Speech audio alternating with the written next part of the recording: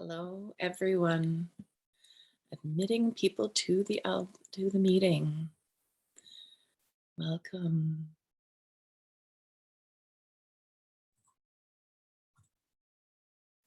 Just admitting all the folks to the meeting.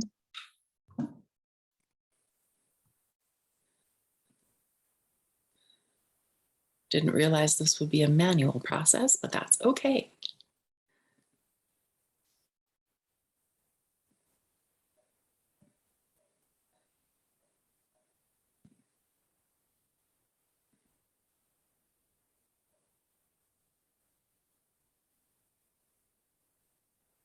Is currently gone but not forgiven. Helmut Oberlander, who worked with a Nazi death squad, has died in Canada despite a long struggle to deport him. And our guest says that's a failure of Canada's system. I think I know how to use the mute button, thankfully. There we go. I can't unmute you, but I can mute you. All right. Just waiting to see who else is coming in. Admit.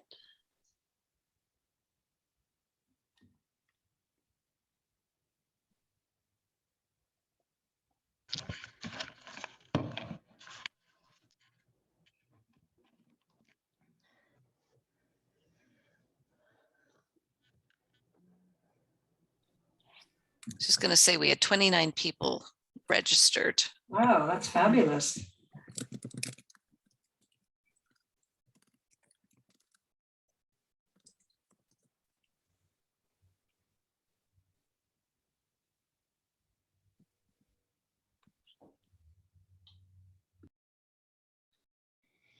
All right.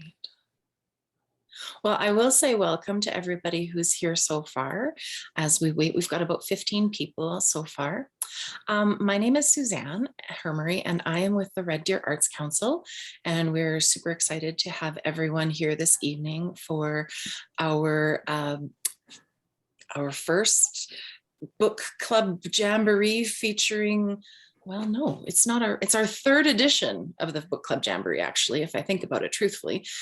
Second online, and we're very excited to have everybody here. So I am making sure I'm the tech support and the moderator this evening. So please apologies as I look around the screen, making sure I'm letting everybody in. So I'll give you a couple of details about what we're happening here this evening. Obviously, we had initially intended for this event to happen live in person at the Red Deer Public Library, and we all know why that didn't become a possibility, but it made for shorter road trips for our three authors, which was kind of nice. So we are excited to have some wonderful authors here, wonderful Alberta authors here to help support and promote their new works, as well as the joys of being, you know, book club lovers and doing all of these wonderful you know, gatherings that allow us to learn more and do more through our reading senses. I don't know.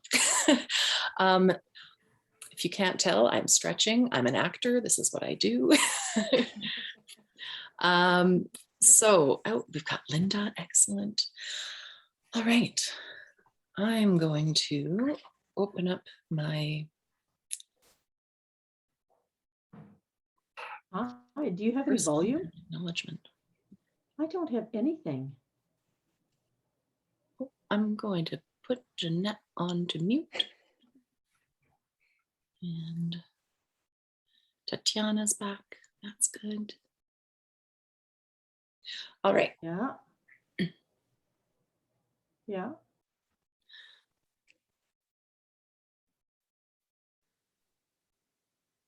Okay.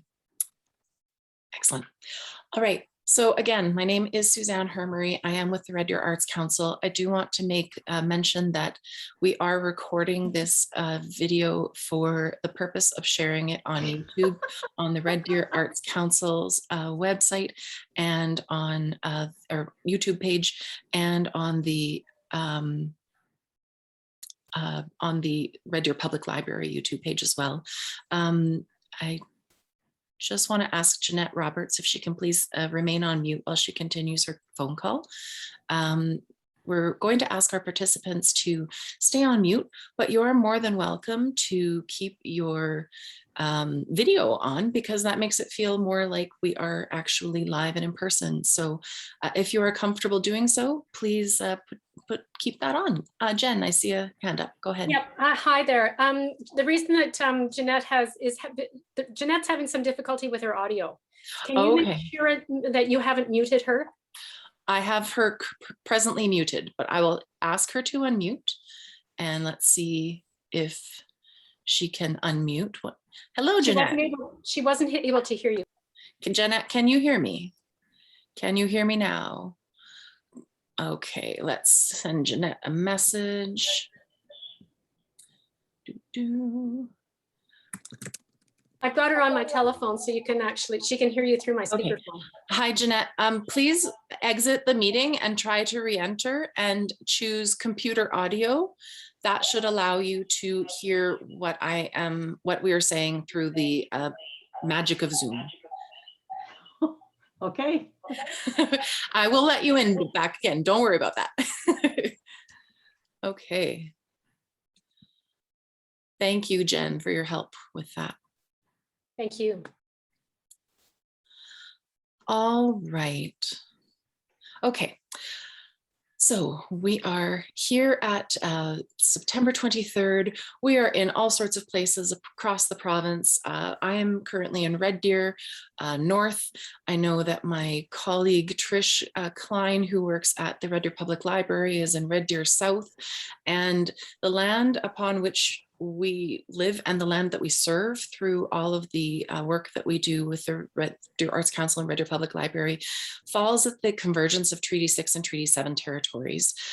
So this is the area that is the traditional lands of the Niitsitapi Blackfoot people, the Blackfoot Confederacy, I should say, including the Siksika, the Kainai, and the Piikani people, as well as the Tsuut'ina, Yakse Nakota, Nehewak, Saulteaux, Dene, Sioux, and it is also a meeting place for Métis peoples. We acknowledge and honor the stewardship, past, present, and future of all the nations, caretakers, and storytellers, acknowledged and unacknowledged, of this beautiful land. Nehewewin, Miigwech, thank you very much. And we also have Doreen is coming to us from Calgary, Mohkinstsis. And Jaclyn, are you coming to us from Edmonton proper? Yes, Treaty 6. A Miskwitsi Waskaikan. I figured it out yesterday. I figured it out. Very good. Very impressive. Thank you. And Katie, where are you coming to us from? I'm in Sherwood Park, so I believe I share the same land as Jaclyn. Beautiful. Yeah. I like that Red Deer sort of sits at that fault line between the two territories, and that we're able to serve people to the north, south, east, and west of Red Deer, not just the city itself. So that is certainly one thing that we pride ourselves on. Well, welcome to all the book clubbers. Oh, thank you, Fran. We are, as we say, welcoming everybody to put their video cameras on their, but to leave their audio on mute if possible, so that we can make sure that we have the best audio connection for our three readers. Okay, and I will chop all the beginning of that crazy stuff at the tech issues at the very beginning off of the video that makes it onto YouTube. So that's the good news. What I would like to do this evening is welcome you all to the third annual Book Club Jamboree. This event is taking place as part of Alberta Culture Days. Red Deer Arts Council this year received a much larger grant than usual, about double what we usually receive, to do the 3-day programming event, the featured presentation site, which allows us to do events all throughout the month of September, really, because we don't stop at 3. So we have tonight's event, as well as a literary tea party happening on the weekend. I'll tell you a little bit more about that at the end of the day, but we've got events that support and celebrate visual, literary, and performing arts all across the city. And we're very happy to work with many different organizations like the Red Deer Public Library to make these possible. So I do need to acknowledge the funders, which include the City of Red Deer, as well as the Province of Alberta through the Multiculturalism Status of Women, which is now, I think, just Culture and Status of Women, funding for Alberta Culture Days specifically. And thank you all for being here and for taking this time to spend with us. All right, I am going to move along to our next item of the agenda. First of all, I'm going to introduce each of our wonderful authors who has made the time to come visit us this evening, which we're so grateful for. Let's start in no particular order except alphabetical. So first off, I want to introduce Ms. Katie Bickell. Bickell. Oh gosh, I should have checked this Bickell. beforehand. Bickell, okay, phew. It's my married name. It's fine. Not as important. Yeah. It was once commented on a kindergarten report that Katie has a sophisticated understanding of stories. It was then the power of words were proven in her young life, for she's been trying to live up to them ever since. Katie is the author of Always Brave, Sometimes Kind, a novel told in short stories that follows 3 generations of Albertans through the years 1990 to 2016. The book recently won the Alberta Literary Awards Georges Bugnier Award for Novel and was shortlisted for the National Relit Award for Novel, with earlier versions of several chapters earning other provincial awards. Katie lives in Sherwood Park, Alberta, with her husband and her 2 daughters. And so, who knows, we might meet them tonight. Very good chance. Thank you.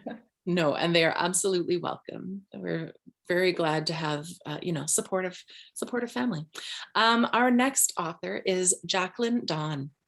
When an accident jeopardizing the family farm draws Amaya Williams, back to Kingsley, Alberta, population 1431, she doesn't expect her homecoming to make front page news. But there she is, in the Inquirer, the mysterious tabloid that is airing her hometown's dirty laundry. And so begins Jaclyn Dawn's debut novel, titled The Inquirer, which has been shortlisted for Best Trade Fiction at the 2020 Alberta Book Publishing Awards, and it has been named one of the 2019's best local books in the Edmonton Journal. Jaclyn Dawn grew up in a tabloid-free small town in Alberta with a communications degree and creative writing master's. She works as a freelance writer and instructor. She now lives somewhere between city and country outside Edmonton with her husband and her son. And our last author to introduce this evening is Ms. Doreen Vanderstoop. Doreen is a writer based in Calgary, Alberta, whose short fiction has appeared in print and online magazines. Her debut novel, Watershed, was published by Freehand Books in May 2020. Watershed has received critical acclaim, appearing frequently on bestseller lists in Alberta. She has participated in author panels at Word on the Street in Toronto, Victoria Festival of Authors, and the Calgary Public Library. She also appeared on the National Arts Centre Canada Performs series. Oh, sweet, I have friends who did that. Watershed was picked as the second book in the Alberta Reads Book Club, hosted by the Book Publishers Association of Alberta. Doreen also sings, plays guitar, and performs oral stories of all kinds for audiences of all ages. So there we are. Can I please ask for a round of applause for our 3 authors who have joined us this evening? Thank you so much. It's a quiet applause, but it's there. Awesome. Okay, thank goodness for 2 computers that work on separate networks. Let me do this. One moment, sorry. Okay. What I want to do to start off the evening is give you all a sense of these wonderful books that I've just introduced along with their authors. So we're going to begin with Katie Bickell reading a short passage from Always Brave, Sometimes Kind. So if everybody who is not Katie Bickell can put ourselves on mute, including myself, we'll make sure that she has the best audio hope for being well heard and for the recording being the highest quality possible. Thank you all. Please take it away, Katie. Thanks, and I hope that this is a good reading. I will say apologies in advance. I have a little bit of a scratchy throat, not COVID. We've actually had negative tests. But if I have to stop for a cup of tea, please forgive me. I'm going to read from my chapter, A Reason to Bend. And frankly, only because this chapter takes place in the fall and is very fall themed, and we are now officially in fall, so I thought it was fitting. Okay. A Reason to Bend, 1999. Last night, Susan dreamed her eyes fell from their sockets like acorns from an oak. They caught in her throat and she choked while tilling the empty spaces with her thumb. Now she tears at her lids, fingers pinching, sliding, pinching again, pulling splinters from the pupil. She blinks twice, winces, pushes the heel of her hand against the pink sting. His frown in the mirror is as familiar as the shaving cream he forgets to wash from under his ear. I think my contacts are stuck, she lies. Garrett moves her aside with 2 fingers and points. The case sits on the bathroom counter, sticky with dust, lenses inside, unused.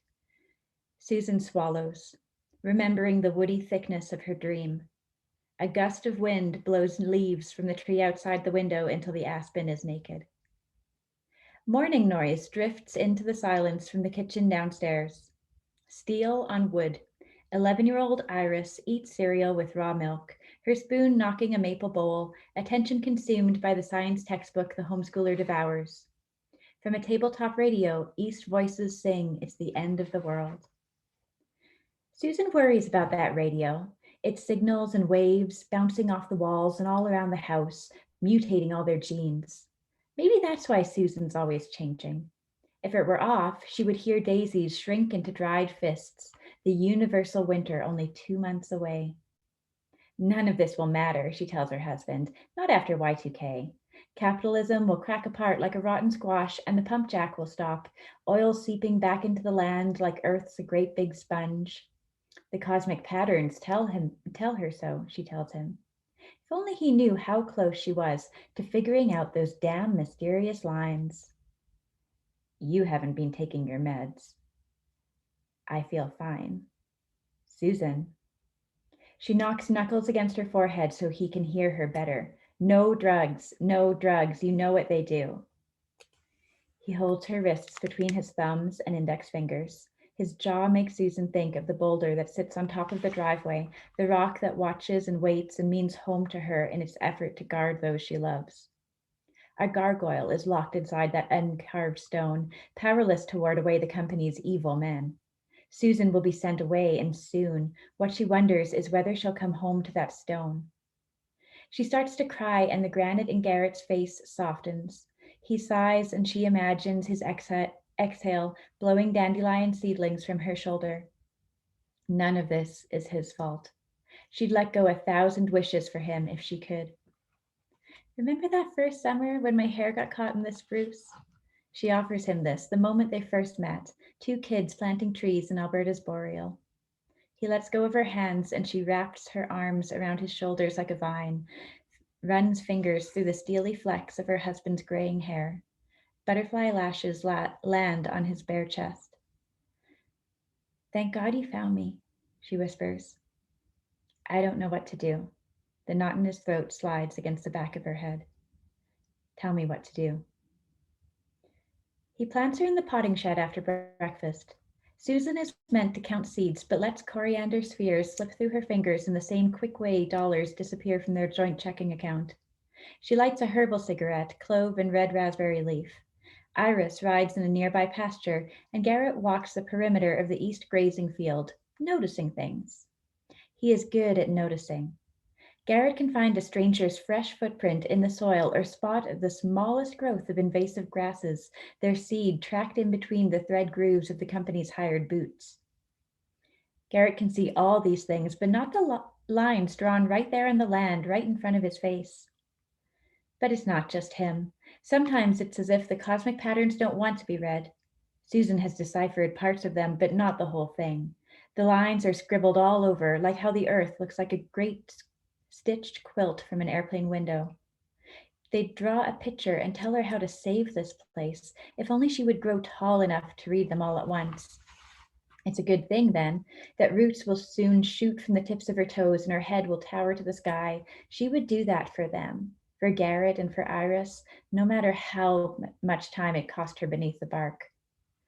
Her husband kicks a post as he inspects the fence's barbs, rusted 2 decades earlier than their 30-year guarantee. Hydrogen sulfide poisons everything, even lifeless metal. They both know it doesn't matter. The cattle are too ill to roam and too thin for anyone to steal. There are only 9 cows left.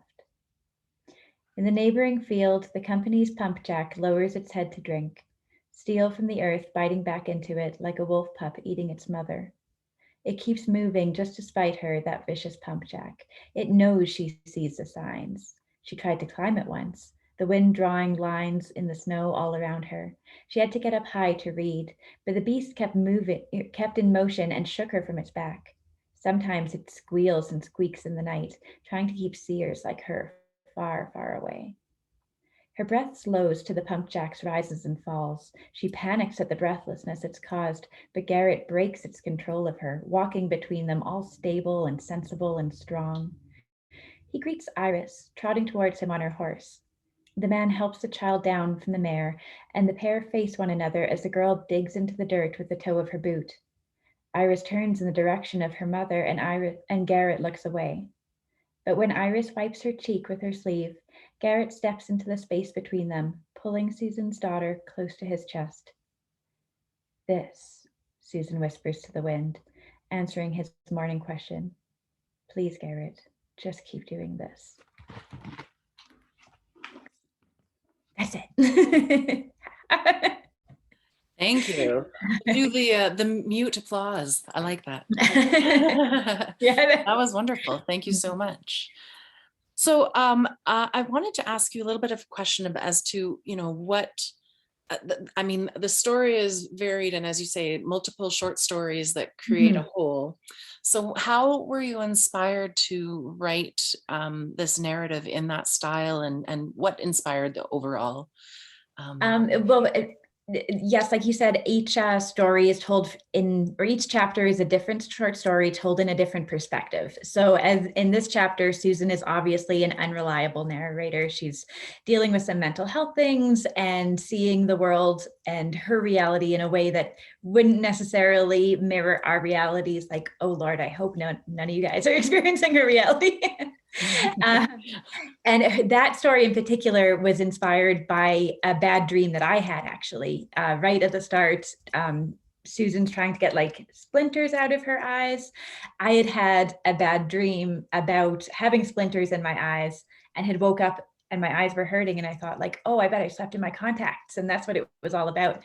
And then I was actually trying to get these contacts out, and then I realized they were already out, and it freaked me out that it was like, oh my gosh, that dream was so powerful. And thinking of it, it turned into this story of this person who's not sure what's happening, what reality is it. And I'm also very inspired by other, works of literature. So in writing this chapter, I spent a lot of time rereading The Yellow Wallpaper by the author whose name I cannot get out of my mouth right now, Charlotte Perkins Gilman. Is that correct? I will. Charlotte Perkins Gilman. Yeah, you're right. There we go. Perfect. But for other parts of the book, it's the characters are very, very varied. I tried my best to encompass different ideas of Albertans, almost like archetypes of Albertans that I've met throughout my life, and tell their stories from 1990 to 2016, which is when I stopped writing the book. And it covers a lot of politics, social happenings, and pop culture in as well. Cool. Thank you very much. Thank you. Awesome. All right. I put my books over here for some reason. It wasn't a very smart move. I'm going to thank you, Katie. Let's move on to Jaclyn Dawn here. Oh, thank you, Trish. Trish has put the link to where you can buy Katie's book in the chat, because one of the things that you can't do on Zoom is sell books really easily. So you can go ahead and pick up Katie's book over there. Thank you so much. We're going to move, as I say, on to Jaclyn and let her take us away to the world of the Inquirer. Go ahead when you're ready. Thank you. I don't have a scratchy voice, but I will apologize in advance that I can go in front of a university class and lecture on grammar and business communications for 3 hours, no problem. But get me to try to read a little bit from my book and I get tongue-tied, my heart starts going. It's just a little bit closer and more personal, I guess. But I guess that's what happens when you take your private hobby and release it to the public. I have picked very strategically 2 little sections to read because I don't want to give anything away. Nothing is worse than when you go to pick up a book and someone's giving you spoilers. So I'm going to start with the prologue. Kingsley Grocery was of a dying breed in Alberta, found only in small towns. An old building with mismatched shelving, faded linoleum, and chipped paint. It was too warm in the summer and too cold in the winter, which was hell on the perishables. It might be better described as a convenience store than a grocery store. The new mini mart off the highway next to the truck stop was better, newer, bigger, cheaper, and yet everyone shopped at Kingsley Grocery at least a couple times a month. Most made excuses. They said they stopped for the convenience. Kingsley Grocery was, after all, sandwiched between the bank and the hardware store in the heart of town. They stopped for the home baked goods. The owner's wife, Mrs. Wong, sold her rock hard cookies and dry squares at the counter. They stopped for the quick checkout, although the 3 tills at the mini mart could hardly be described as busy. They also said they wanted to support small business owners in the community, even if that meant paying $5 more for a carton of eggs, a gallon of milk, and a loaf of bread, all of which would spoil a week sooner than the same purchases made at the mini mart. Few admitted the real reason everyone chose Kingsley Grocery. The newspaper rack stood at the end of the counter. On the bottom shelf was the Edmonton Journal, the middle, the Edmonton Sun, and the top, the Kingsley Inquirer. Alongside the papers was a locked box the size of a dinner roast with Kingsley Inquirer advertisement, submission, and payment misspelt on the side. Even Mr. Wong claimed not to know who was behind the Inquirer, but Kingsley Grocery was the only store that sold it. The Inquirer was the real reason people shopped at Kingsley Grocery.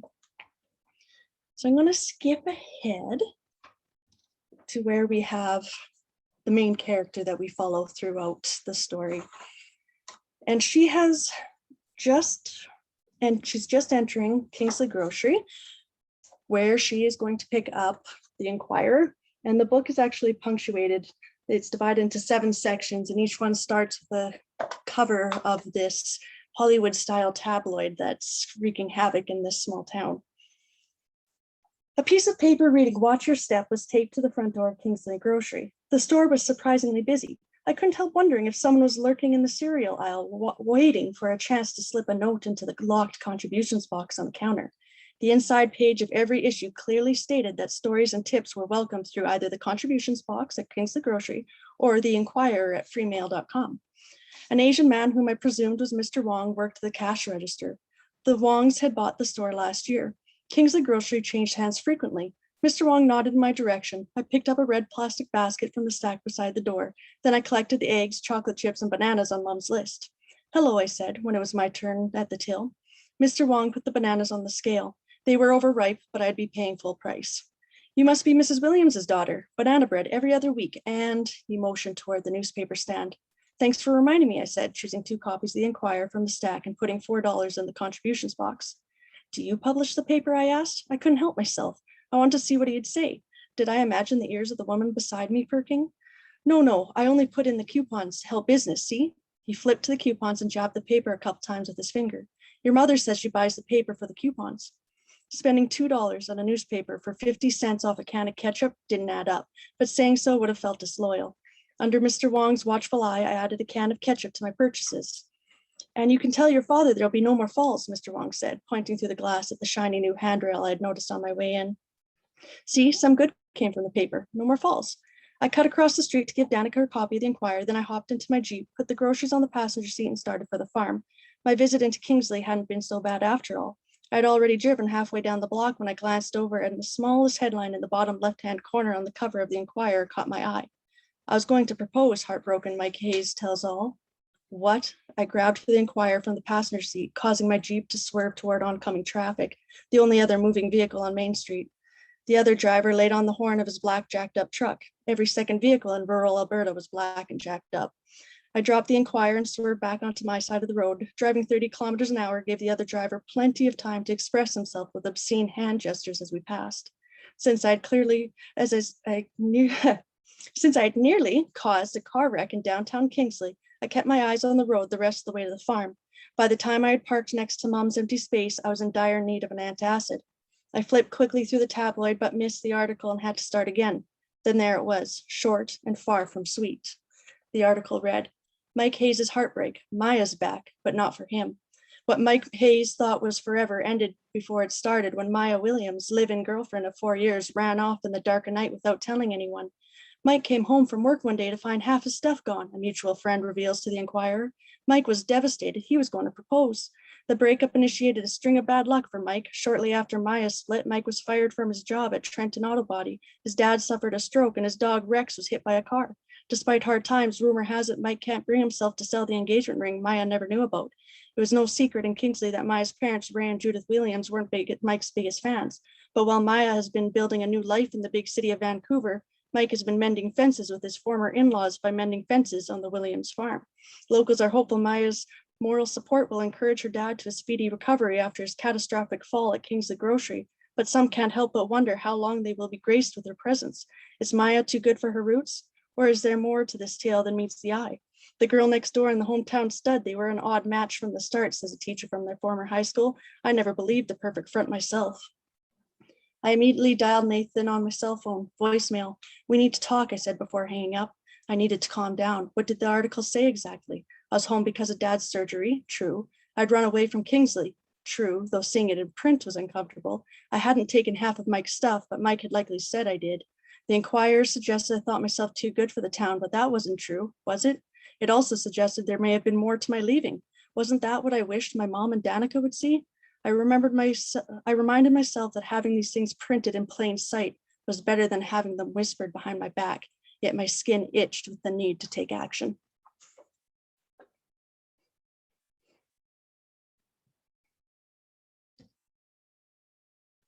There's my mute button on the right computer. Sorry. Thank you so much, Jaclyn.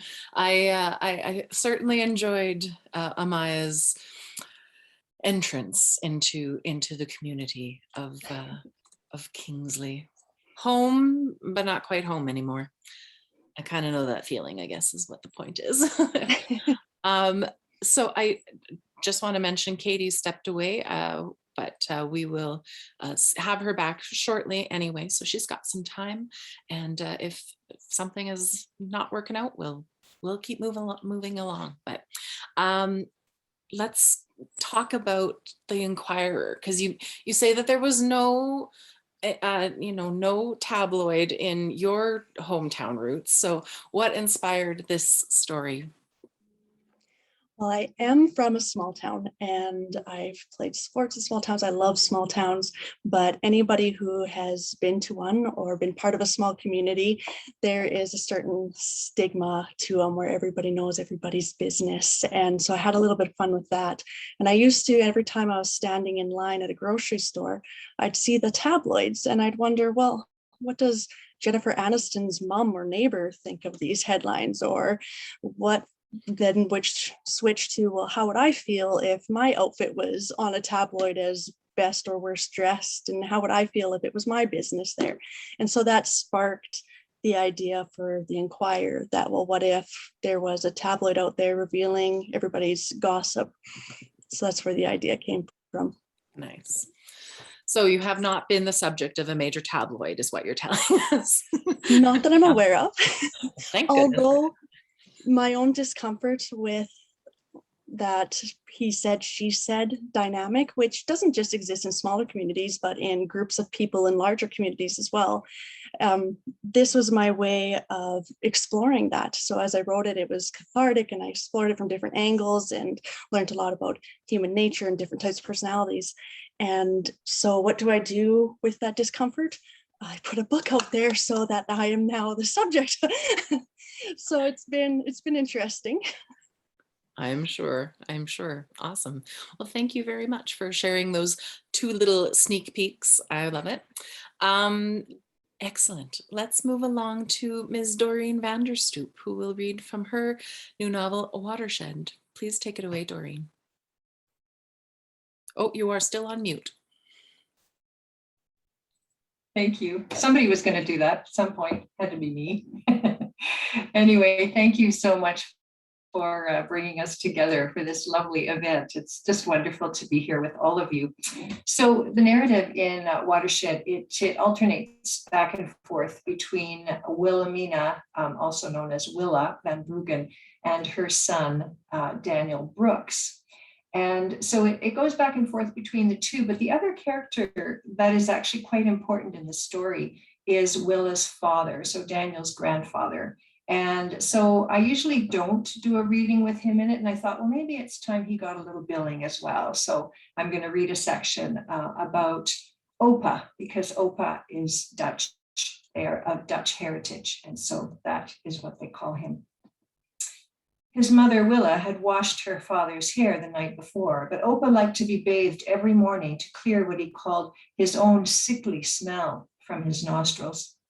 Daniel brought 2 plastic basins of water into the room, one frothy with baby shampoo. He removed Opa's pajamas. His mother had doubled over a large washcloth and sewn up the 2 sides to make a sort of glove, like the kind that people in the Netherlands use to wash up with. Daniel slipped the washcloth over his hand and dipped it into the soapy basin. Opa said, "Now, I'm not made of glass, so don't worry, you're going to break me." He said that every time Daniel washed him. Daniel smiled. "I'll try not to remove too many layers of skin," he said. A laugh erupted from deep in Opa's chest, but it deteriorated immediately into a gurgling cough. When he recovered, he said, "My mother took a few layers off me once. Papa bought a kid's dirt bike for my 8th birthday. I lost control, ended up in a mud hole behind the barn, full of cow piss and shit." He paused to catch his breath. "Mama used the kitchen scrub brush and dish soap to clean me up, then hosed me down." Daniel laughed just as he had the other times Opa told that story. He washed Opa with delicate, methodical strokes, keeping him covered as much as possible. He worked around the bed sores that the nurse came to dress 3 times a week. Daniel noticed several new ones low down on his spine, between his shoulder blades and on the back of his leg. Opa instructed him to dab them with a saline-soaked gauze pad and cover them with a gel dressing. Daniel's heart skipped each time Opa winced from the pain. Then Daniel helped his grandfather into fresh pajamas and changed the sheets. Opa stayed quiet while he worked, patiently allowing Daniel to move his emaciated limbs as need be to get clothing and sheets around his body. Even after Daniel had cleared the room of the soiled linens and emptied the urine reservoir, the room still smelled sour, like grain left to rot in a wet field, tinged with the sweetness of fresh linen. "There's something I want you to read," Opa said, still catching his breath from the bathing efforts. "Longfellow is on the nightstand, page 52. Daniel picked up the book, worn and tattered from a lifetime of being handled, read, and reread. "This is so old school, Opa," he said, laughing. "Don't you have 1,000,000 books on your tablet?" Opa answered, eyes closed, his voice slurring from fatigue. "If the digital age hasn't killed paper books yet, it never will." "You're not too tired?" Daniel asked. Opa raised and lowered his hand in response. "The Castle Builder," Daniel read. "A gentle boy with soft and silken locks, a dreamy boy with brown and tender eyes, a castle builder with his wooden blocks and towers that touch imaginary skies. a fearless rider on his father's knee, an eager listener unto stories told at the round table of the nursery of heroes and adventures manifold. There will be other towers for thee to build, there will be other steeds for thee to ride, there will be other legends, and all filled with greater marvels and more glorified. Build on and make thy castles high and fair, rising and reaching upward to the skies. Listen to voices in the upper air, nor lose thy simple faith in mysteries. That's you, Opus said.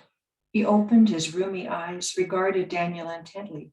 You have castles to build beyond this farm. You're always at the top of your class in science. I know you read every article you can on what climate change is doing to Alberta.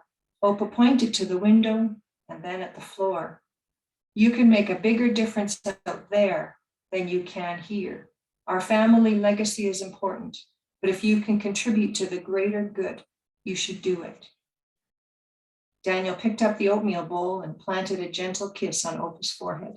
He eased some of the propping pillows away, one by one. Get some rest, he whispered. I'll be back at lunchtime and we can talk.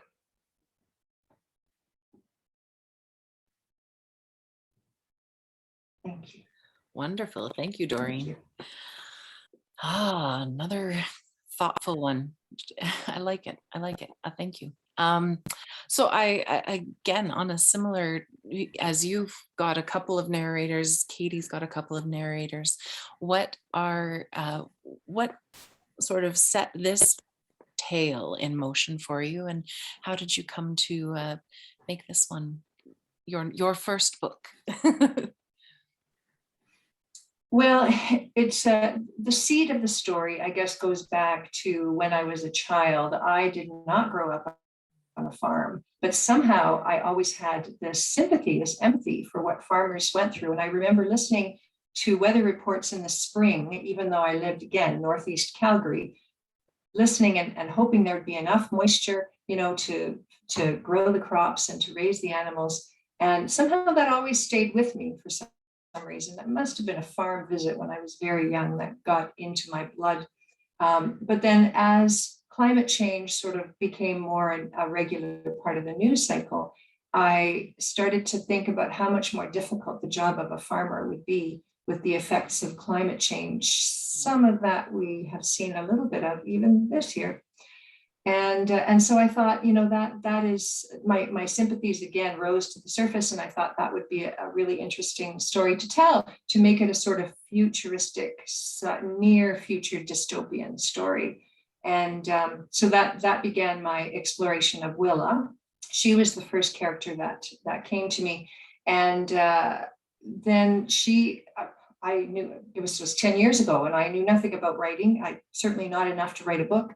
And so I went off and did more courses and lots more reading. And so I always kind of envisioned her standing in front of her log house in southern Alberta, waiting for me to tell her story. So she was always there in the background, hoping I would continue. So eventually I did. That the big motivator to really getting the whole story down on paper and going ahead and sending it out everywhere was actually Margaret Atwood. And can you think of a better inspiration than Margaret Atwood? In 2015, she appeared at a literary festival at a high school in Barrie, Ontario, and she was talking about Al Gore and Inconvenient Truth and all of that. And she asked the question. She said, "Where are all the Canadian writers writing about climate change, this most critical crisis of our lifetimes?" And that was my clarion call. I thought, Willa's story needs to be told. And so then I was off and running, and this is the result. Wonderful. Well, thank you. Thank you so much. Alrighty. Now I would like to invite Jaclyn and Katie to bring themselves off of mute as well. And we're going to have a little chat about your books and about writing and a little more of a generalized chat. So if you are one of the audience members and you would like to ask a question, what I could ask you to please enter it in the chat, and we will try to take the time to ask that later on in this little meeting. We've got quite a good amount of time, I think, to get through some of these questions, but let's just get to it. Each of your stories, as we've talked about, all has a very Albertan character or characters at the forefront of the narrative. And I just wanted to ask, what impact did this being an Alberta story have on the way that you wrote the tale, the telling of the story, and so forth? Let's start with Katie. Sorry, I've been a little distracted. You might have seen me dart off screen. My 13-year-old is actually sitting behind me, hidden there. She may be having an allergic reaction to something. Here. She's had some Benadryl, but I'm on it. This is what moms do, right? We understand. How my story, how Alberta shaped my story. My novel is Alberta. Like it doesn't have, it has a cast of characters, about 3 generations of family that go through, you know, these decades together, kind of shifting in and out of each other's lives. But the thread that holds the whole story together is place. And it sounds super cheesy, you know, like everyone who lives in New York is like, New York's a character. Well, it was Alberta's turn too. And I'm definitely not the first to do that. After writing Always Brave, Sometimes Kind, I was invited by an online magazine to submit a list of books that had something in common with my book. And so I had picked books about Alberta, or books that are like about a contemporary Alberta. And Jaclyn, your book was one of the books that were on the list. Doreen, I don't think your book had been out at that time that I created the list. But yeah, definitely, like the province shaped these characters. These are archetypes. We've got the hockey mom, the oil field husband, the you know, harried healthcare workers that are going off and on strike, and politicians that are just not interested in it. And it's kind of been a bit of a head trip, because honestly, since putting out this book, so much of history has been repeated, and it's only been out for a year this month.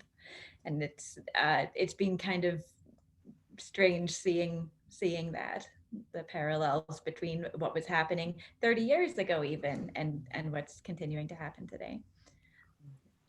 Anything, Doreen or Jaclyn, that you'd like to add? I'll let Jaclyn answer, because I read most recently. So go ahead, Jaclyn. Alberta, we have so much that we can say about here. When we pick up books, how often are they set in a big center in the States or in England? Or if they do finally make it to Canada, it's usually Toronto. So I enjoy when you come across something that you recognize and go, hey, that's familiar to me. And when I was writing The Inquirer, it was actually my dissertation for my master's. So I was on a tight deadline. And when they say write what you know, it doesn't mean that you're writing necessarily your story, anything about you, but I know Alberta, I know my small town, and there's so many quirks and different types of people and so much to be said that I really enjoyed writing and putting out a book that's set in Alberta. Although I do get asked a lot, is this your small town? Is this your small town? No, this is a fictional town, but I have since had many people reach out and say that this could be the town I grew up in, or this could be the town next to the city I live in. And I took that as a sign that I did something right. Whether you liked the book or not, yeah. I succeeded in putting a little bit of Alberta out there. Cool. Thank you. Doreen? Well, of course, Alberta is certainly, southern Alberta is very much dependent on water that comes from the glaciers. 20% of the world's glaciers, in fact, exist in Alberta and BC and the Rockies. And so it was kind of a natural, if I was going to write about climate change, then this was a good place to write about. it also helped that I love this province. I love my home. I love the prairies. I love the mountains. I love everything about it. I love the people in it. And so it was easy to think about writing about Alberta, to tell this story. And just happened to be that, climate change will have a deep and profound effect on what happens here. So it kind of made sense. Cool. We'll go in backwards order this time. We'll go Doreen, Jaclyn, then Katie. What was the best or most unique part of the experience releasing your first novel? Because this, ladies and folks who are on this call, these are all their first novels. So yay. So yeah, please tell me, what was the most exciting, unique, or best experience? We'll avoid the other part of the spectrum. Well, let's just say that the plans for what was going to happen around this book were changing and evolving very quickly at the time that it was released. So it was released at the beginning of May, but long before that, of course, you begin to plan your book tour. And I had a tour around Alberta planned. I was going to go to Southern Alberta, Pincher Creek. I was going to go to Lethbridge. I had places booked in Red Deer. I was going to go to Warburg.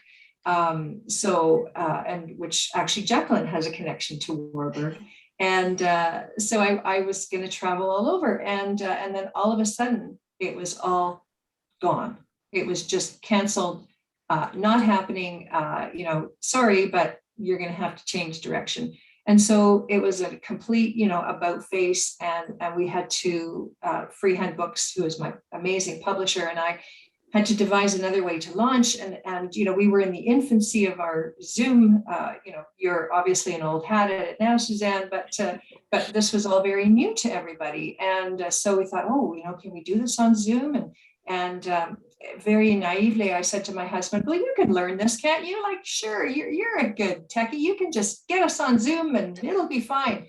So God love him. He did that for me. Like, he's such an amazing support in so many ways. So yeah, he was my Zoom host, and I got somebody on to introduce me. I had some music, and it ended up being a really lovely launch with more people than I could have crammed into Shelf Life Books any day, and people from around the world. So there was somebody there from Ireland, and somebody there from the Cayman Islands, and people from across Canada. So that made it really, really special. So yes, we had to give up an in-person launch. But we got something pretty nice in exchange. And so, you just got to look at the bright side. But so that was probably the most remarkable thing about the launch of my first book. Lovely. Jaclyn? I think it might, at risk of sounding a little cliche, but I remember writing on an assignment that asked us in the first grade, what do you want to be when you grow up? And I said I was going to be a teacher, a mom, and a writer. And my friends bugged me that I was the only 6-year-old who followed that plan to a T. I became a teacher. I teach university, mom, and a writer. And so for me, it was neat seeing that book in print, going to the bookstore, the library, and actually seeing that childhood dream come true, even though how the 6-year-old me had envisioned how it all go wasn't necessarily as easy as I might have thought when I was 6. But that was a great experience. And it was also neat seeing the support not only of family members, like my son. He was young at the time when he first found out. He was just ecstatic, and he'd made sure to work into every conversation he could that his mom was an author, and having the support of my family and friends. But it was neat then being part of the publisher family as well. My book was published by New West, and as soon as they had me go onto social media, go to my comfort zone a bit and go a little bit public, people reached out to other authors and readers who enjoyed New West, and now we have that little family as well. And even events like this, Doreen and Katie can probably expect an email from me to connect and see if we can continue supporting each other. I really have enjoyed that part of having the book out there. Awesome. Thank you. Katie? For me, to echo Jaclyn, events like this and book clubs. This event, had it not been sent online because of COVID numbers rising, would have been my first in-person event. I haven't had any in-person events, and like I mentioned, the book is just about to turn 1 year old. So obviously it came out September 2020. And yeah, there was, at that point in time, like fall, just like we're in right now, there was absolutely no way to plan anything. It was like we were thinking influenza rates would also be rising and everything would be chaotic. Now, in hindsight, influenza didn't hit Alberta last year, but there hasn't been any in-person events. However, as you can all see in this very meeting, I am the mom of younger kids. My husband's a paramedic. He's a shift worker. Right now, he's away hunting moose up north. But Zoom kind of evened out the playing field for me in a way, because now all of a sudden I am able to go to all these events no matter where they are. And the book clubs, the online book clubs that I've went to have been phenomenal. That's been really, really lovely. I'm a very introverted person.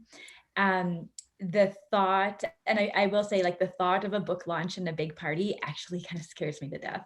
So even when I was, before COVID happened, before the pandemic happened, and my book was going through the process of being published, this was something that would keep me up at night. Like, oh my gosh, I'm going to have to like stand in front of people or like invite them and get them to come to events and things like that. And I know I'm going to have to go through that with my subsequent books that I'll produce.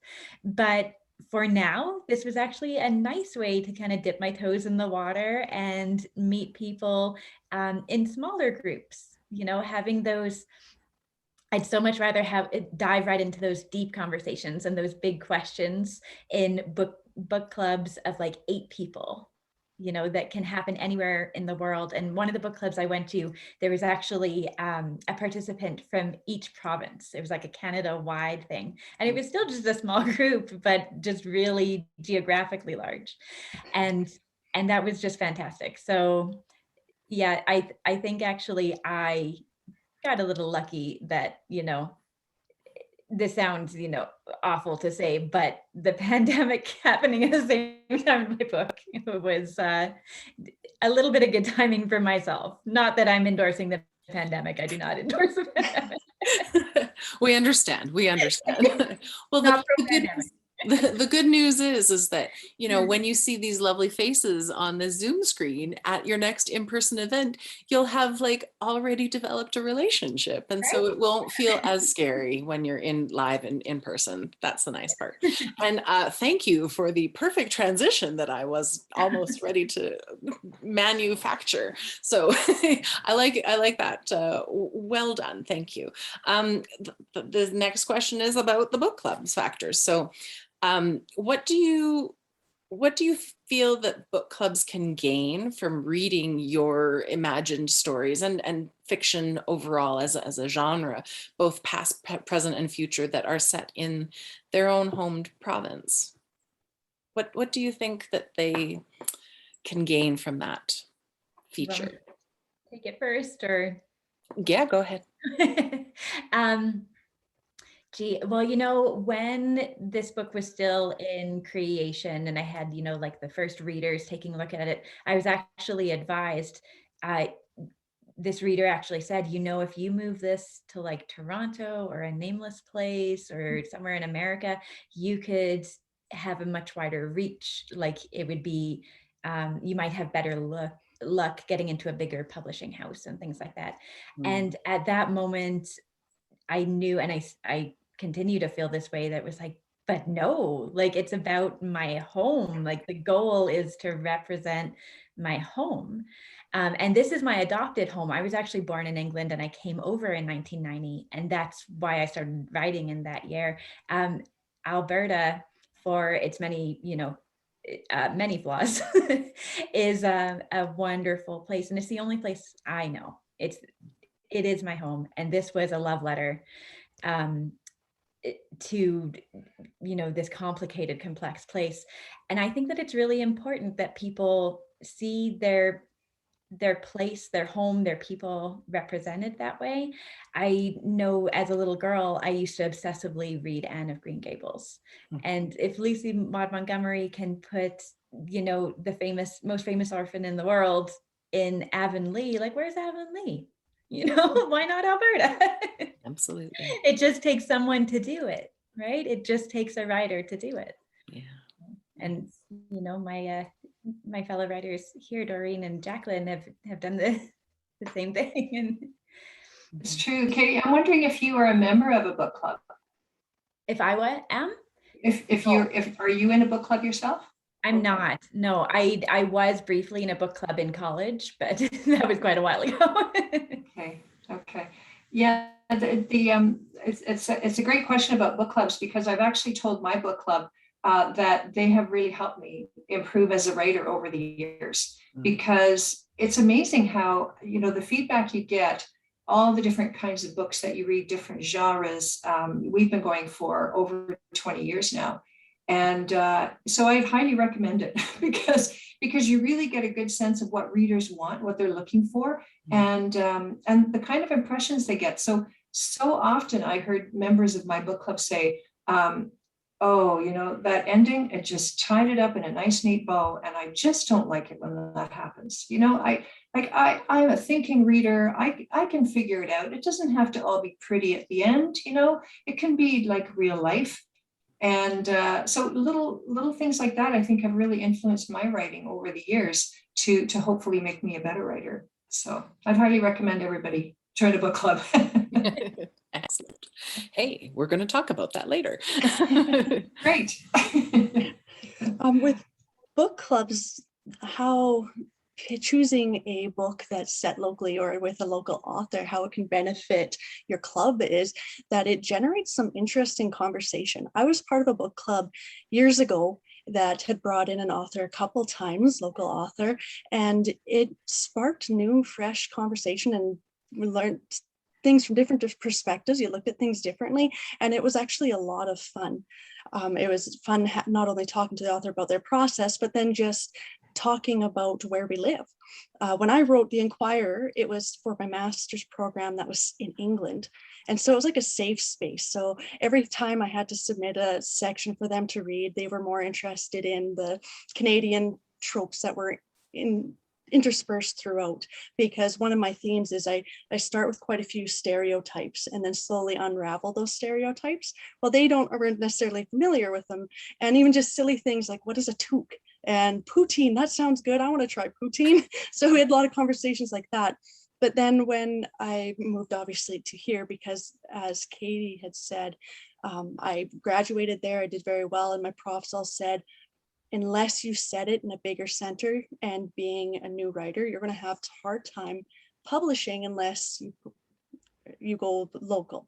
So finding those local publishers, by having book clubs then read these books by the smaller presses and by local authors, it's keeping them alive too. So it's making it so that your book clubs do have the options to read these different sorts of books, because it keeps them running, especially during pandemic times when we aren't able to do the launches and the events because a lot of sales happen at those events. So it works in three directions. You're helping your small presses, you're helping the local authors, and it makes for different conversation. It's fun in the meeting. Nice.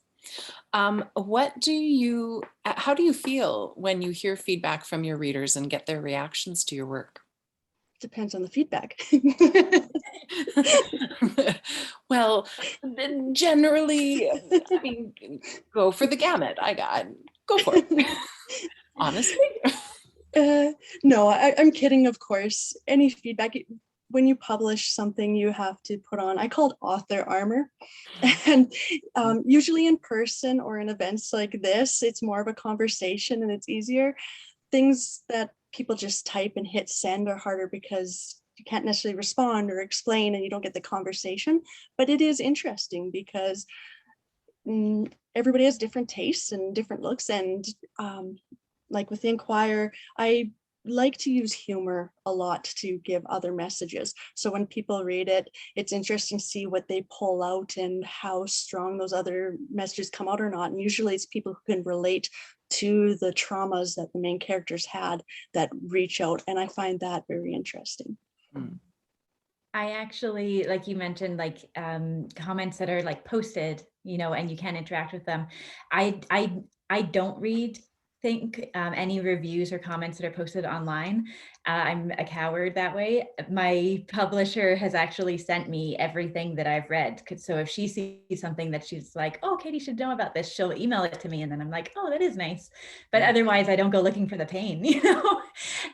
That said, when it comes to interactions and book clubs, I'm wide open then, you know, like if we can talk about these issues face to face or any criticisms face to face, like I want to hear it. And I'm happy to talk about that in these smaller, deeper conversations, right? Where, and no one needs to go away with a different viewpoint. It's not always about the argument and winning a certain side. It's about the questions and seeing the other side and exploring it deeper and, you know, leading to other works of literature.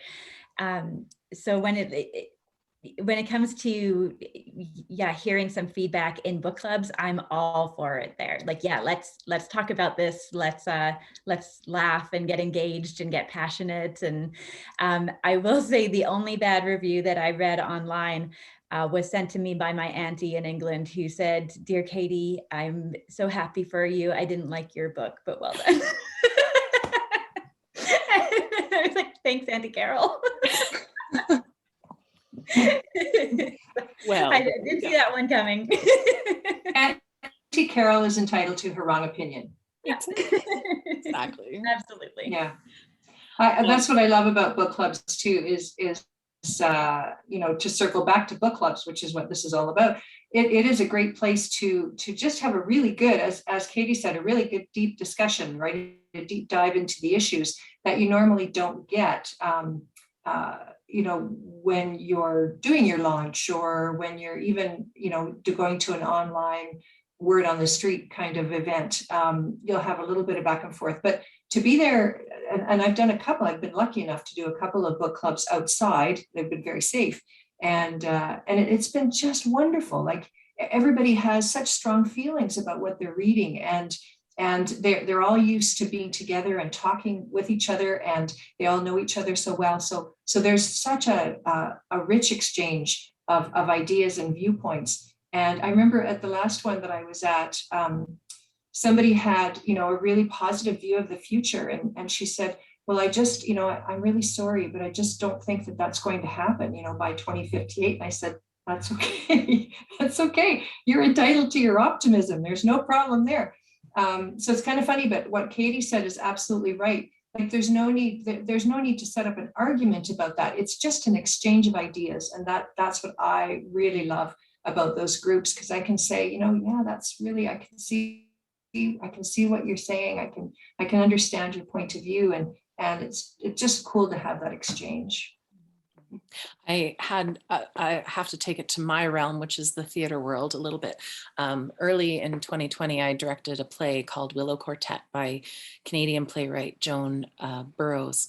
And it's a sort of a romantic comedy, but it has a lot of heart and deals with themes surrounding the passing of a young man due to a motorcycle accident. And the one review that we got a letter, you know, written in after the show was from a mother who said, well, if my daughter had known what the content was, she wouldn't have bought us these tickets. But that's what happened to my son. And she said, good, the food was great, and you did a good job still. Like I was so grateful for the grace with which she, you know, appreciated the performances and all of this. Again, obviously it struck a very, very close to home and was therefore quite difficult for her. But the beauty was that she did obviously send it by email. Therefore, I was given the opportunity to reply and thank her for, you know, obviously withstanding that moment in time, and staying for the whole thing, and seeing the good in the experience, and able to wish her well on her journey through the grief and such too. So it was kind of a nice opportunity. It was like a hard punch to the gut, but at the same time it was really wonderful, and I appreciated that review, because again, she didn't just base it on like, you made me do this again, and she actually appreciated the show too. So that's kind of where I can feel a little bit of a similar feeling. We sort of talked about Katie and Doreen with being members of book clubs or not. Jaclyn, have you been in one since you were in college days? You'd mentioned that one. I haven't been a part of one, but I have had the opportunity to do a couple Zoom meetings as an author to one, as well as an in-person meeting. And that was quite recent, actually. It was all spread out en masse before all the restrictions. And it's got me really missing. I was nostalgic about my book club days. And I think I'm going to try looking for one or two in the area. Nice. One that'll cooperate with my son's hockey schedule. Of course, right? the mom taxis are. I've got an international student this year. I'm a mom of cats, and suddenly I have a human to take care of. So I'm learning the mom taxi feature. Okay, I want to talk about your experiences as the author guest at a book club, and also talk about how you might be able to do that with some of these book club members who are here in our audience with us this evening. Anybody tell us a little bit more about that recent session, Jaclyn?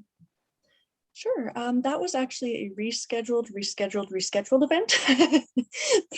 So we finally were able to make it happen. But after Fran had reached out about this event, I was curious, and I sent messages to about a dozen of my author friends, just asking what the feelings were, and have you been contacted, and what do you think of the book club scene?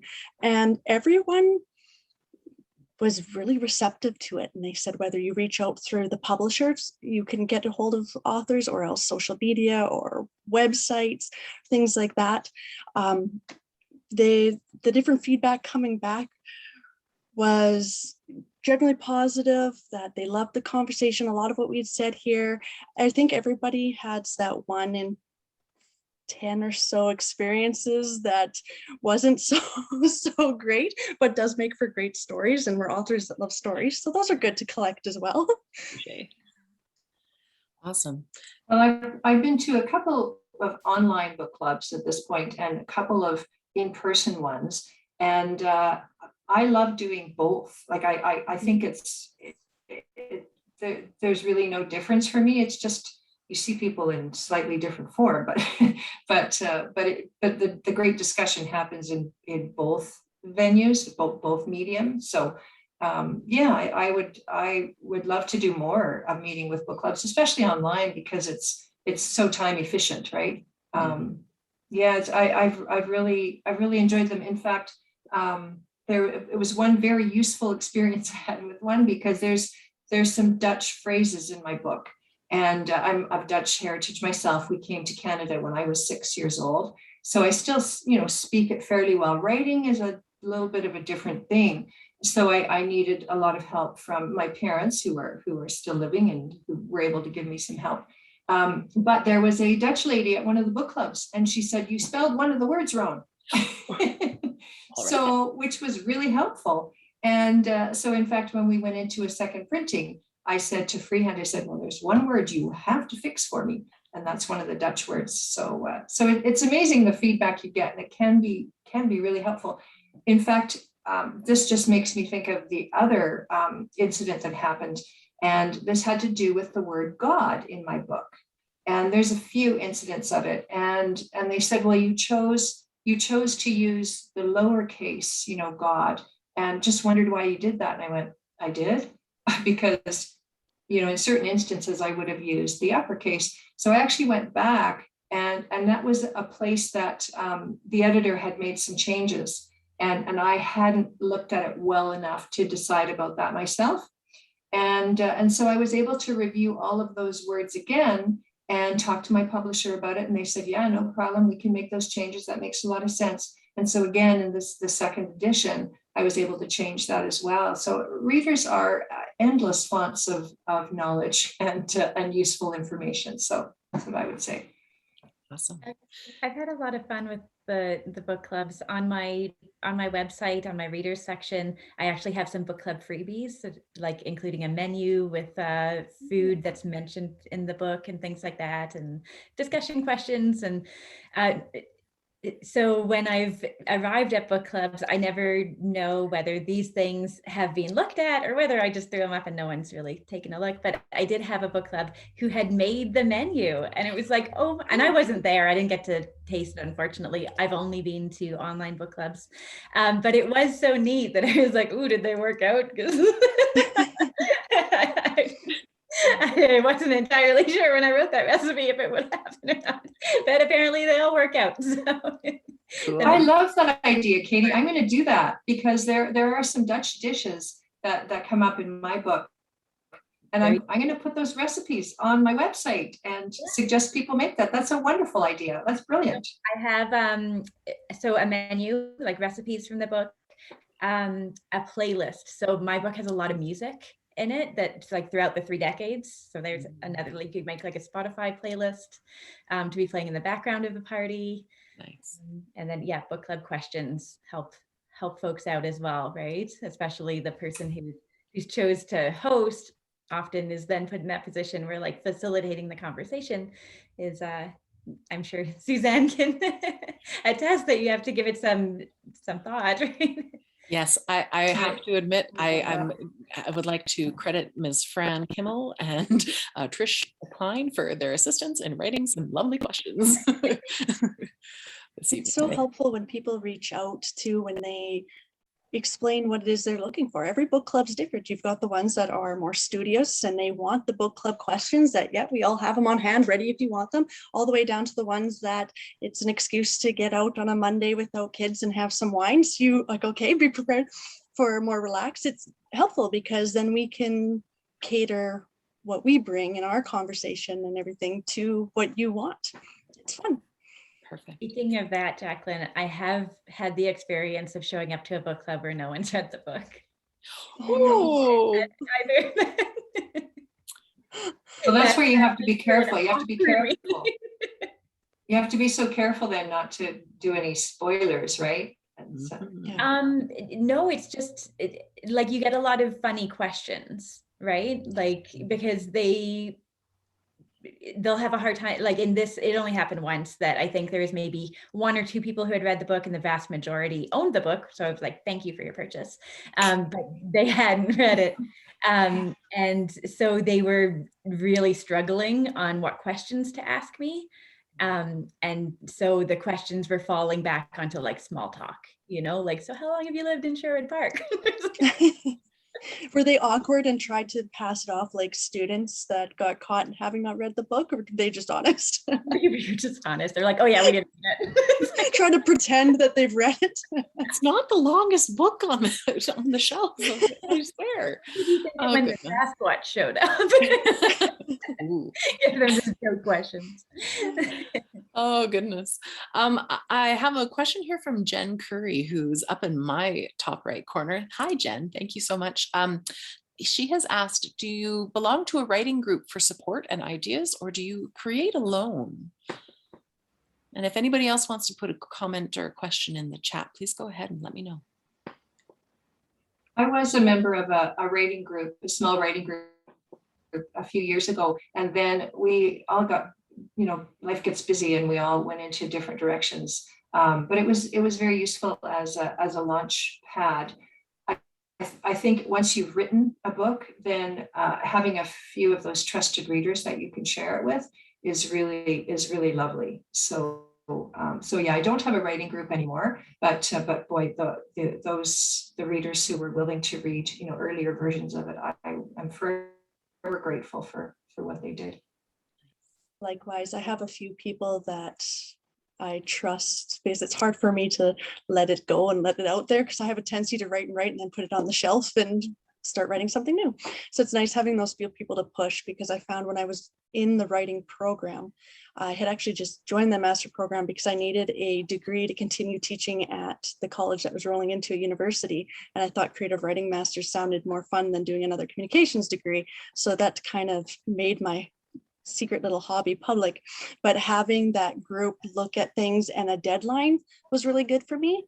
And now my husband's the one pushing me, going like, go write, go get another chapter done. Otherwise I will keep editing the same thing over and over. So writing groups can be helpful, but I'm not part of an official one. I'm not part of a writing group. I've never been part of a writing group. However, the greatest influence on my professional life has been a writer in residence program. So if you belong to a library that has a writer in residence, please go and support them, because I know of other writers like myself who those programs that are free and accessible to all people do change lives and career trajectories. I'm a mama who had the little one behind me in my last year of university, and then life happened quick and I, was unable to finish that degree. And it was because I was able to freely access the writer in residence and work with a woman who is, I consider my professional mentor, but is also a dear friend to me now, Margaret McPherson. She was working out of Edmonton Metro. I accessed her through the writer in residence program in 2004, at that point with like a 2-year-old on my hip, and she was like, bring in the baby, it's fine. And we would go over my short stories, the same short stories that are now Always Brave, Sometimes Kind. Like those are the short stories that developed into this book.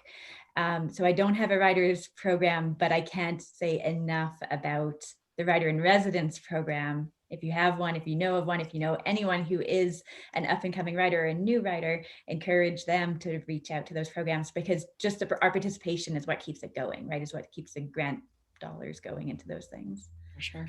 A question for you, Suzanne, if I can. Is there, here in Calgary, we have the Alexandra Writers Center Society, and they've been around for 40 years. They are incredible. I actually just did a Blue Pencil Cafe with them. And so you get 3 pages of somebody's writing and you have a half hour, you look at their work ahead of time, of course, and do some critiquing. And then you can meet with them for half an hour and give them support and give them ideas, just like Katie just talked about, the writer in residence programs. And I just wonder if there's a place like that in Red Deer, because that has been one place that has been amazing to me over the years. Even though I'm not part of a writing group there per se, I have gone to their retreats and have been super helpful, to go to their workshops and then to be able to write with other writers, for an immersive weekend has been really wonderful.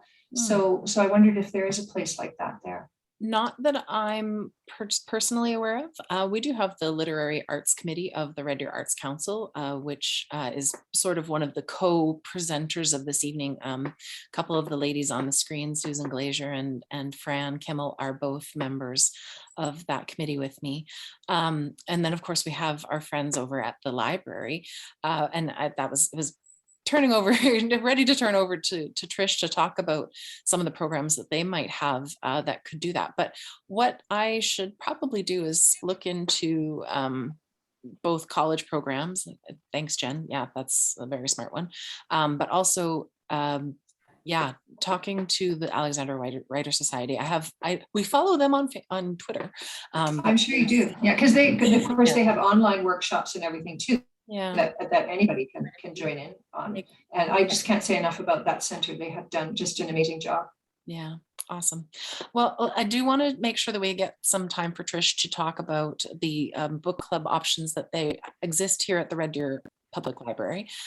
So I will follow up some more and we'll send out an email probably after this, hopefully with a bit of a survey about how you enjoyed the evening, and we'll try and include some information on that at that time as well. But let me turn it over to Trish Klein with Red Deer Public Library to talk a little bit more about book clubs.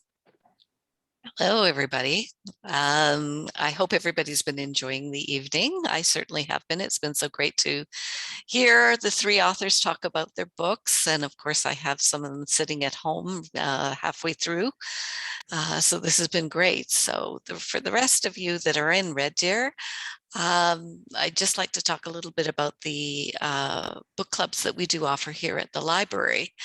Our first one, and our one that's been around for a couple of decades, is the Fireside Readers Club. And of course, it was so named because it met in the Waskesiu room just before we switched, and moved. And of course, we had a lovely fireplace in there. So once a year at the June meeting, the members of the club nominate their books to be read for the next year.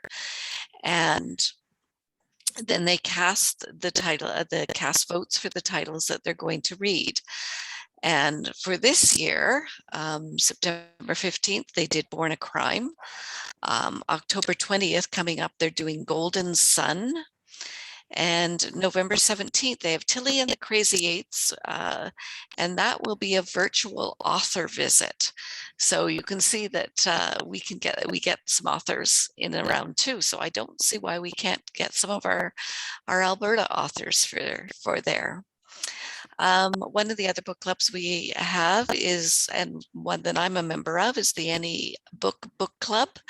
And that means that you get to choose the books that you read, and we just talk about the books, our favorite books throughout. And everybody sits there and writes down all the books that they want to read for coming up. So that's a great one. That one takes place on the second Thursday of the month usually. Fireside Readers, I forgot to mention, that one is the third Wednesday of the month, I believe. And the final book club that we have is called the Happily Ever After Book Club. And it's for those of you that love your romance books. And they choose a select title for each month or two. And you can join in whether you read the book or not, because, life's too short, really, to read a book that you're not into. So September 27th, which is coming up, of course, they've got Heartless by Gina Showalter. October 25th is When You Wish Upon a Duke by Charis Michaels, and November 29th, Heartbreak for Hire by Sonia Hart.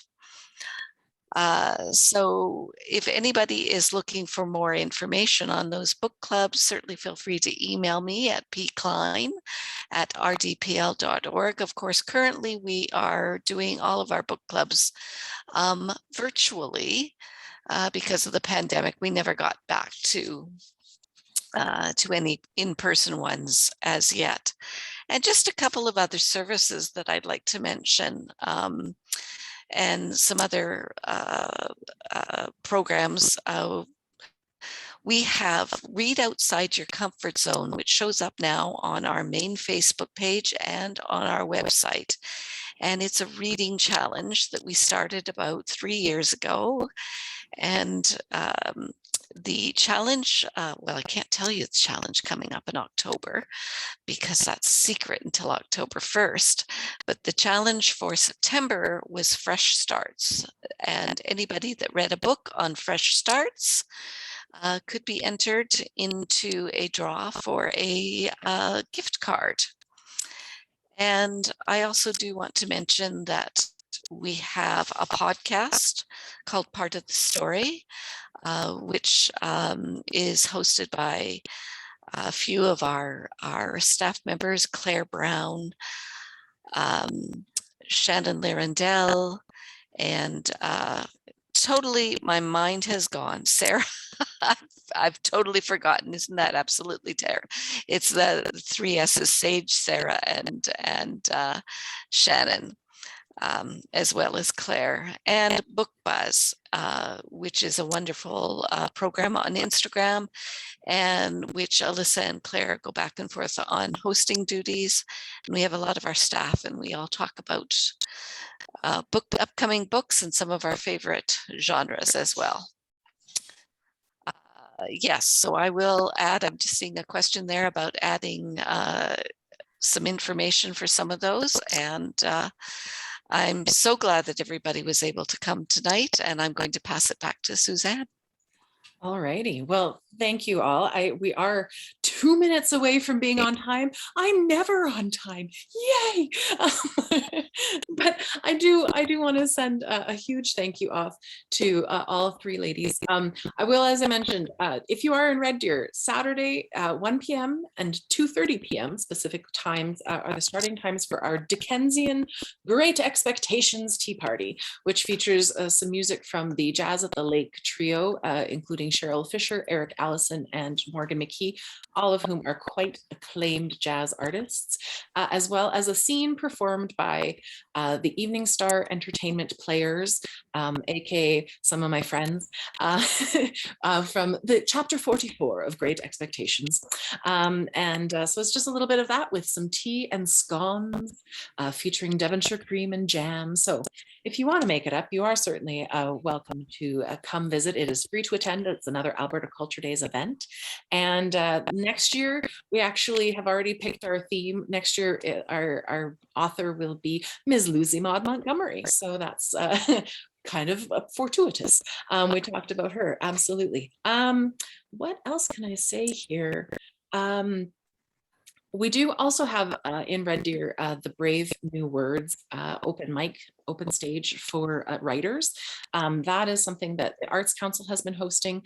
It's moved to a few different venues, and we are hoping to bring it back to the Bistro on Gates, which is a local establishment, locally owned establishment. They are currently following the REP program from the provincial government, but we are pausing just until hopefully October, when things are a little calmer and everything's a little better, before we can restart. And so it's just an opportunity for writers to come read their works, whether it be poetry, a short story, a letter of being written in a creative fashion that, you know, is towards a politician or something like that. We've had all sorts of things come up, and it's been really quite amazing.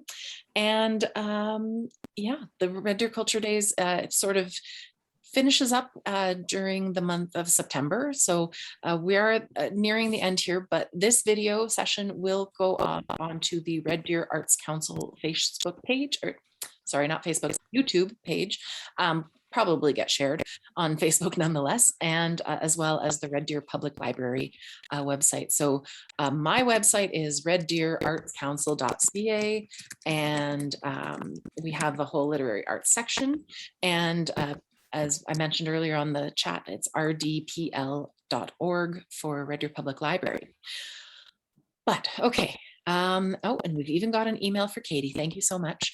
I've included the links to each of these authors' websites so that you can connect with them and hopefully invite them to your own evening of book club discussion and delve a little deeper into these wonderful tales. And 8:01, I just missed it. But thank you, Katie, Jaclyn, and Doreen, so much for being with us this evening. We're very grateful for your taking the time to be with us, and for being willing to transition to the online format too, as we made that move for everybody's safety. Thank you to Trish and Tatiana and Fran for all of your assistance this evening. And we look forward to reading some more. Thank you so much for your time. Have a great evening. Thank you very much, everyone. Bye. Thank you. Bye, everyone. Have a good night. All right. Night.